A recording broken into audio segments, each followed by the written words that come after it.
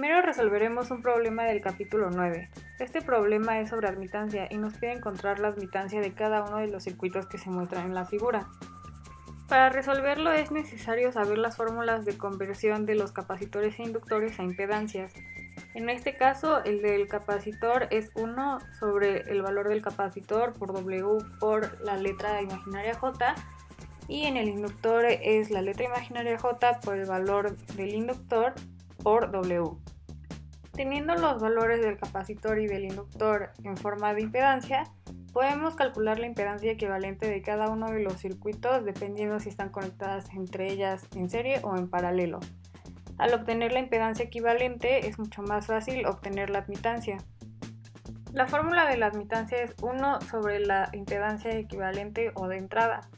Entonces, al obtener la impedancia total de entrada, dividimos 1 entre eso y obtenemos nuestra admitancia de entrada.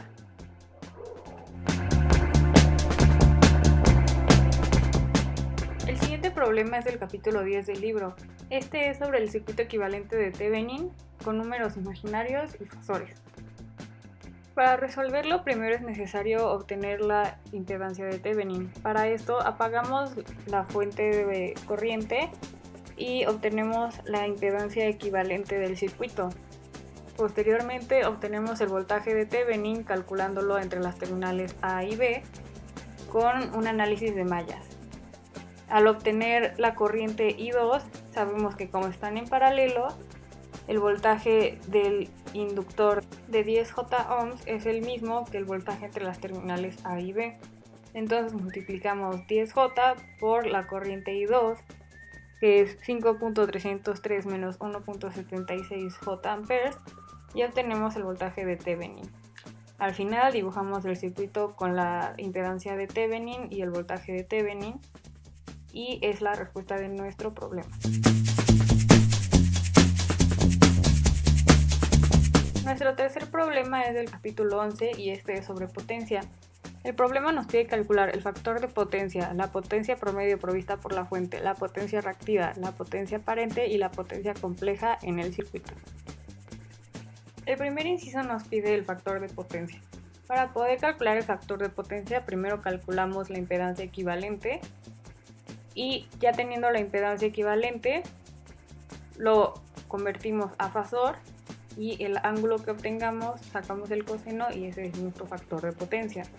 Para la potencia promedio calculamos la corriente RMS dividiendo el voltaje del circuito entre la impedancia equivalente. La magnitud de la corriente la multiplicamos por la magnitud del voltaje y por el factor de potencia y obtenemos la potencia promedio de 31.1169 watts. Teniendo la potencia promedio podemos calcular la potencia aparente dividiendo la potencia promedio entre el coseno del ángulo. Al tener la potencia aparente podemos obtener la potencia reactiva, que es el inciso C, multiplicando la potencia aparente S por el seno del ángulo. Finalmente, la potencia compleja la podemos obtener multiplicando la magnitud de la corriente RMS al cuadrado por nuestra impedancia equivalente, obteniendo así todos los incisos del problema.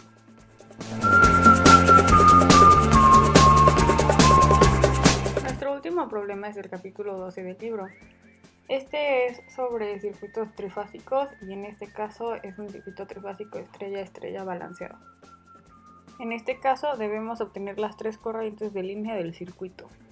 Para resolverlo es necesario utilizar las fórmulas sobre corrientes de línea de sistemas trifásicos.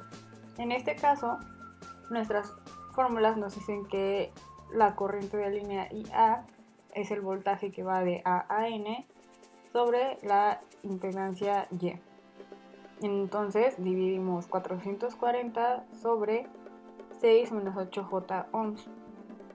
Haciendo esta división obtenemos que nuestra corriente de línea A es de 44 fasor 53.1301 grados amperes.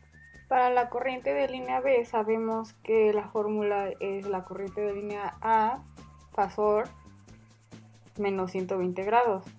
Esto quiere decir que a la corriente de línea A obtenida le restamos 120 grados al ángulo del fasor y al hacer el cálculo obtenemos que la corriente de línea B es de 44, fasor menos 66.8699 grados amperes.